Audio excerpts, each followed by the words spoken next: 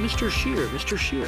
Thank you very much, Mr. Chair. Now, when the government first started rolling out programs to help Canadians get through this pandemic, we raised points about some flaws, some gaps in the program. The government assured Canadians that they would fix these programs as time went on. Well, Canadians are suffering through both the health and the economic consequences of the lockdown related to the coronavirus, and yet here we are, the first day of June, and the government still has yet to address the flaws in their programs. They're still letting so many Canadians down. So a series of very straightforward, very specific questions, Mr. Chair.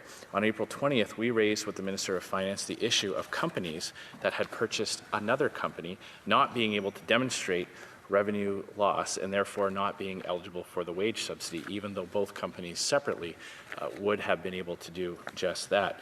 We've raised it several times now, and I'd like to ask the government when they will be fixing this unnecessarily rigid aspect of the wage subsidy program. The Honourable Minister. Thank you very much, Mr. Speaker, and I would like to thank the member opposite for that very important question. I believe that a company with a fantastic Canadian history in his riding, Brandt Tractor, who pioneered the manufacture of augers in Canada, is particularly affected by this. It is very important for us that the wage subsidy be available to as many Canadian companies as possible. It helps to keep employees connected to their businesses. Now, there are always some specific issues that can make it challenging for particular companies. I know in the case of Brandt Tractor, for example, officials from the Ministry of Finance are directly in touch with the company to work on that. Thank you. Now go back to Mr. Scheer. Mr. Scheer. Well, Mr. Chair, that's the same answer we got last week. It's the same answer we got 2 weeks before that. It's the same answer we've been getting from day one. This is a very simple question. The government has indicated that they will change this program to allow for amalgamations.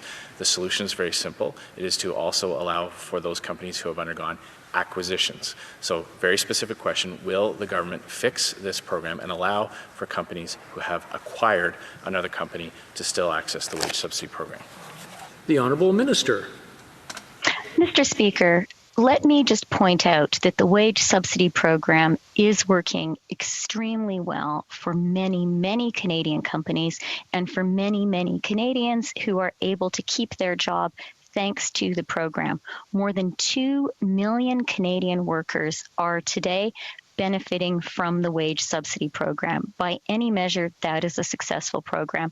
Now, for sure, there are always going to be companies that, because of specifics in their history, need specific attention, and that— Go back to Mr. Scheer. Mr. Scheer. Well, Mr. Speaker, reports indicate that up to half of the money allocated for the wage subsidy is going unspent, precisely because this government has left in unnecessarily rigid barriers for companies being able to access it. We're announcing the new COVID-19 recovery rate for all time of use customers. Families, small businesses, and farms will pay a fixed rate of 12.8 cents per kilowatt hour, 24 hours a day, 7 days a week. This rate will remain in effect until October 31st. The new rate will simply show up on your bill.